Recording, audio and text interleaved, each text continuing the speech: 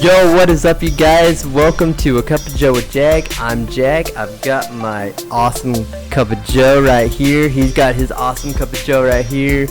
Please welcome this amazing individual who is very kind, who's got a big heart, who's got an amazing just passion for life, dude. Tyler Ratliff. I totally butchered that. Tyler Ratliff. Please welcome Tyler Ratliff. Say hi to the people, guys. Hey, what's up, everybody? This guy has done so much with his life. He's an amazing person. He's very focused. He's very just big-hearted, man. He cares a lot, like a lot, and it is just an amazing person all the way around.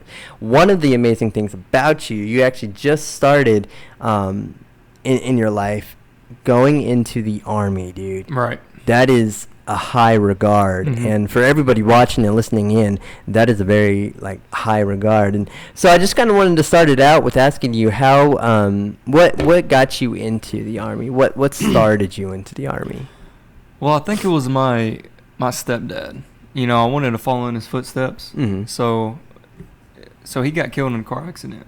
Oh. And he was at Fort Benning, Georgia. Yeah. When it happened, this is about 6 years ago. And you know, I used to be overweight as a kid, and ever since he died and that happened, you know, I just wanted to follow in his footsteps. So I lost weight. You know, I went from 250 to 175 pounds. No, are you serious? Yes. Dude, I didn't even know that. Yeah, man. Holy crap. Yeah. Wow. I shed some weight. That's insane. You know, just and I was on the baseball team in high school at the time too, so that really helped. Yeah. And then, you know, I shed the weight, and then after high school, when I turned 18, I joined up. Yeah. You know, I joined same MOS he was, and you know, just do everything he did pretty much. Wow. So following up with that question, going into the Army and everything, that is an amazing. That's a couple of things that I didn't even know. I didn't know about your father, and so you've come from a place of heartache, but have set goals that I believe that your father would be so proud of right now. I'm pretty sure he's looking down on you, going, "That's my son." Yeah, you know? I definitely would like to think so. Yeah, for sure. Him and Jesus are cheering you on, man. dude. Yeah, that's what I like to think. So yeah, man. And so I just wanted to go ahead and follow you up with a couple of other questions. Okay. So one of the biggest things that us as normal Americans who are just being fed with this media. And news has shown and all this stuff. What are some things as a soldier or as being in the Army do you see that we don't necessarily pay attention to, that you think we as citizens would need to pay more attention to, that we need to be more in tune to? I would probably say just the amount of terrorism going on in the world right now, you know, not just overseas or some places, but it's everywhere. It's in this country now, you know. Yeah. I mean, especially with the with the border being wide open, you know, and terrorists are just flooding through it, you know. Yeah. And it's just millions of people are just coming in this country that we have no idea who they are. We don't know where they came from. We don't know what their intentions are, you know. So it's kind of it's kind of a very surreal thing that having an open border like that flooding into this country. Yeah. And it's just the terrorists are just walking in. Man. And so basically just being more aware of the idea of having a good heart, which I've that I have really loved to have, having a big heart and seeing the pain in the world and wanting to help and stuff, but also understanding that when you want to help people, you have to stay strong yourself. You have to make sure that you're 100%. Healthy in order to help somebody else. And so that's actually a really good lesson, not just for the country, but for ourselves personally, man. And that's really good. Yeah. That's really good. Yeah, I think we definitely need to be on the lookout more today than we have ever been, you know, because this world is always changing. There's always crazy stuff happening, Yeah. So no, I agree with you on that one. You just got to keep your head on a swivel a little bit. Yeah. And just don't let anything that could happen or will happen like surprise you. Yeah. Because of what's all going on in the world right now. Yeah, just kind of be prepared, The armor of God right now is more important than anything. I mean, 100%. And so leading into our next question, as you go into the army and as a soldier, explain to us the importance of keeping God close, like keeping God in your heart. Okay, so one of the most important things is like you said, just keeping God in your heart, right?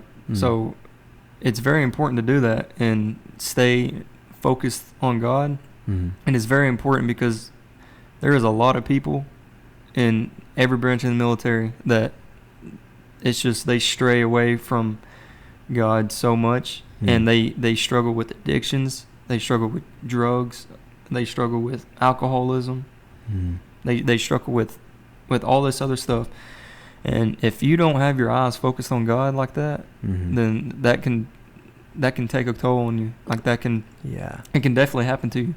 And somebody who's never seen anything that a military person has probably seen in their lifetime, I will never say I understand, because I don't understand what's going on in their head. I don't understand what they've seen or what they've been through. Right. All I know is the respect that I have for them to, like I was telling you last night, to sacrifice your freedom and your rights as a citizen to give me my rights, to provide me a way to live my life the way I am right now, to be able to speak freely, to be able to do the stuff that I want to do, kind of like with this, unfortunately with the culture today, we don't give that kind of respect, and not understanding that, the military people are giving these people the right to riot, the right to do the things that they're doing when they're just hounding, and like I said, media is the biggest thing that really takes a toll, takes a hard hit, 100%. And paints people who do great things into just people who and shows them to be people who are tyrants almost, what I mean? Like it just paints a bad picture on good people, know. So, and as for me, I haven't been deployed yet, because I'm still kind of fresh in this. That's what you were saying. Yeah. So, last night. So I haven't really seen the things that most of these guys have seen. Yeah. And I haven't done the things that these guys have done. So I don't really have that, what other people would say, PTSD, Correct. And you don't have to go to war and go overseas and see combat to have PTSD. You can have PTSD just growing up in a wrong home, like. No, you're right. It's everywhere, and I think we just need to lean on God and stuff to free us from that, Right. Yeah, no, I definitely agree with you on that one, dude. That's true. And, anybody who's gone through any kind of trauma, that can develop a lot of PTSD and a lot of hurt and pain in those people. And, my heart goes out to those people. I pray for those people, that they find, some peace in God and get connected with the right people too, like for you going into the army, I feel like you might meet some chaplains, Oh yeah. In basic training, you had religious services every Sunday. So usually every Sunday you don't do nothing except go to church, and then call home for like 30-45 minutes. And every Sunday, that's what I would do. I'd go to church, and it would almost make me cry and tear up every time we sang songs, because it was the same songs I was singing here and back home. Yeah. And it was so surreal just knowing that, like, I'm doing this, I'm away from home, I'm away from my family, but God still has me. Yeah. And He's still walking through me. He's walking with me through it all. Yeah. So I think that's what really helped for me. And then leaning on your battle buddies too. They felt and did the same as I did, you know. So we kind of lean on each other for guidance and for help. Mm-hmm. And it definitely made stuff a lot better, for sure. Definitely, man. I don't want to stay unlocked. Right. Wants to lock up on us. Stop that. And then for this next question, I'm kind of going to hold the phone up a little bit. It's kind of a longer question, and my eyes aren't really the best. So for the next question, what are some ways... okay, so we already went through that. What are some ways to keep God close to your walk with Him? To add to that, what are some practical habits that you in yourself, even before the Army, have built in your life that has cleaned you to God, that has kept you close to God? What habits have you created? I would say mostly just praying. Mm-hmm. Having a conversation with him. Yeah. Because, you know, he's stick closer than a brother, right? Yeah. So if you have that conversation with him, you know, twice a day, you know, once in the morning, once at night, Mm-hmm. you know, you can build that relationship with him, and you can build that connection with him to actually have him as a friend and a brother. Yeah. And I think that's the main thing. And then, you know, diving into your Bible, which, to be honest, you know, like this time in my life, and then even in mine and Ripley's life right now, it's Mm-hmm. very stressful for what's, you know, coming up. You know, we got the wedding, we got, you know, Mm-hmm. finances and all this other stuff. Mm-hmm. It's very stressful. And I've kind of like been too busy to dive into my word like I should have been. Yeah. And then too busy to pray sometimes, which is wrong for me to say, because I know, like, in times like this is when you really need it more. Mm-hmm. So I can do better on that, and I can see where I need to do better, and I've seen where I did better before, and I was a whole lot better person back when I was doing it every day than I am now, because it changes you. It really does. It really, like, changes your perspective on life and stuff like that. And you know, not to talk you up or anything, that you are an awesome dude, but I understand that you can be a great person and awesome person, but still kind of have that void. You know what I mean? That weird I see it feeling. all the time. I see it all the time, man. Like, for me, like, people at like Walmart, like, people talk to me and they say that they love me and they're awesome. We talked about this last night. That, you know, and they're great, and I believe them. I really do, and I love it. I love them, you know. And I love that they love me, and that connection is there. But it's sometimes if I don't do the same, if I'm not in my word, if I'm not close to God, if I'm not talking with Him, it's almost like I come home, I'm by myself, and it's just like the whole weight of the world just all at once, dude. And you know, and that's when I feel like the devil talks to you the most, is when you're by yourself. Oh yeah. You know, when you don't have the body of Christ, and that's why for me, contrary to belief, you know, that's why church is really important, dude. It is.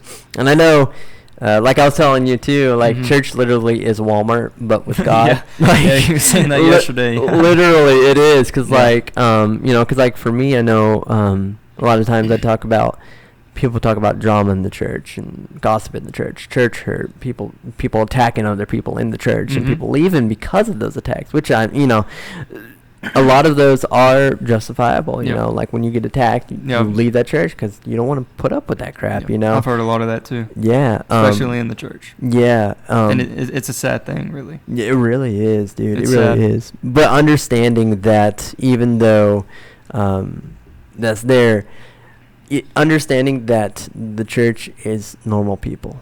The people that you see in Walmart are the people you're going to see in church. Right. Their actions that you see in Walmart are going to be the actions that you see in church. You're right. And because the church isn't this perfect place where perfect hypocrites go to praise a God and talk about sinners and say, oh my God, can you believe what she did?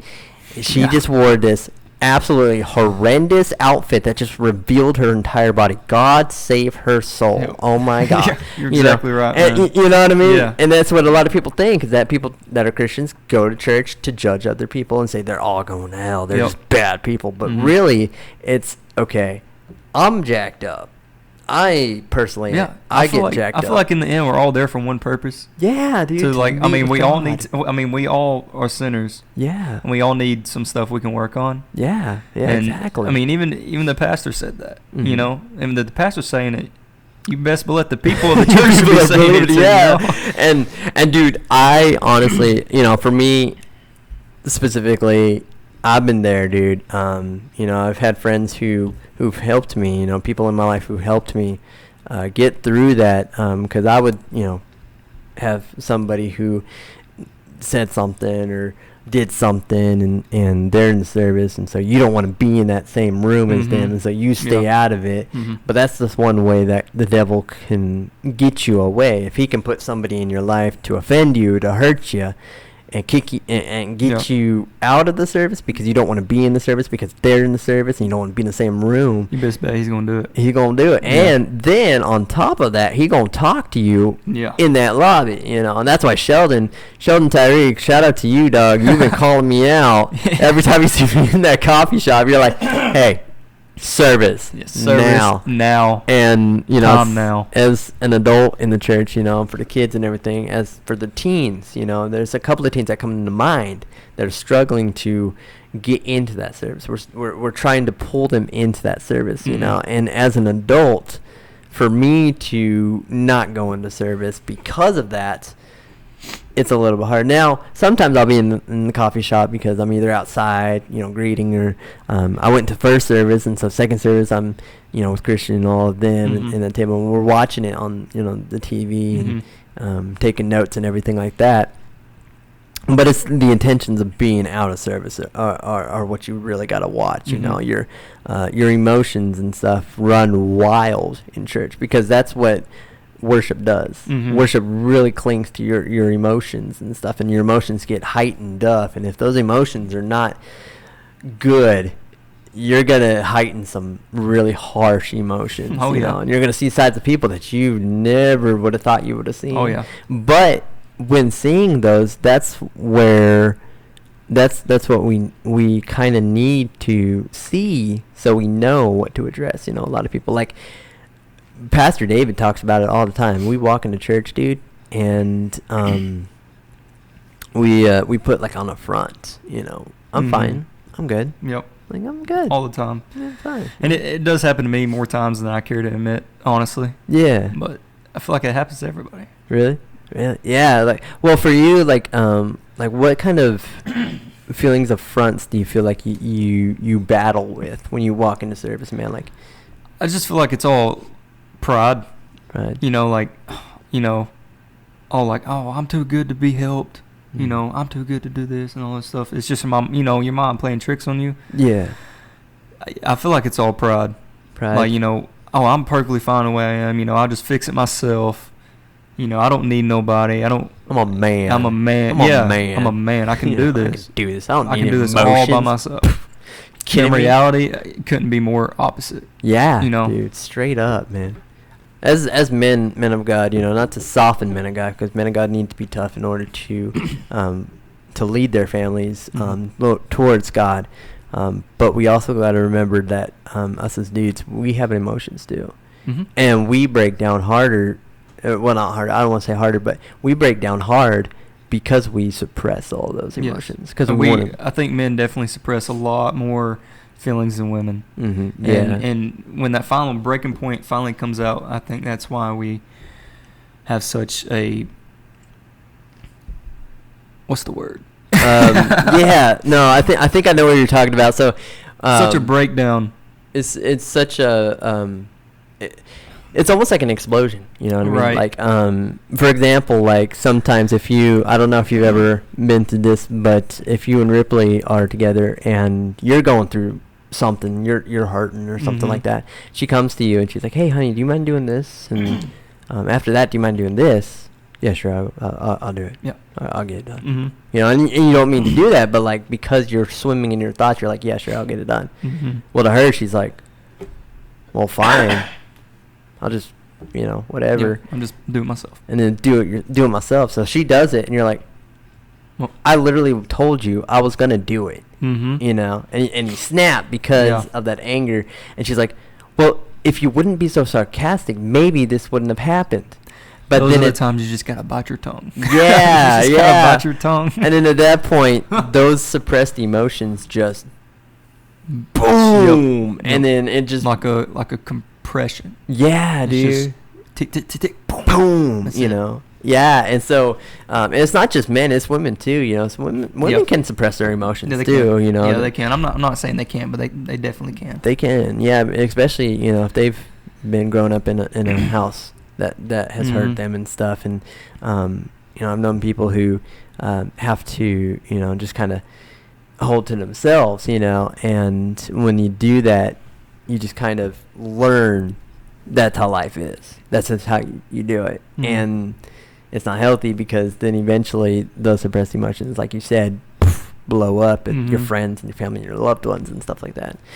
Big old tangent. Good tangent. Yep. Big old tangent. So really actually coming into our last question, dude, what advice do you have for everyone, especially, young kids growing up in church, trying to develop their relationship with God, listening in, who desire to get closer to God?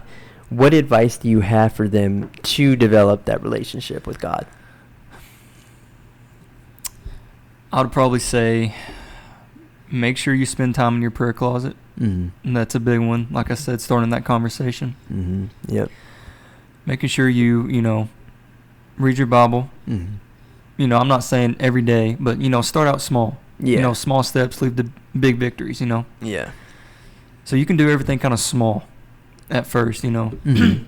And then when you get more familiar with it and you get better at it, Mm-hmm. then you could start taking bigger steps. Mm-hmm. And then, it's one of them things you got to crawl before you can run. Yep. Crawl before you even walk, too. Yeah. You got to crawl, walk, and run. Mm-hmm. So, yeah, I would say just do those things and just get better at them. And eventually you want to start spending more time doing those things. And I feel like that'd be good for you. Yeah, absolutely.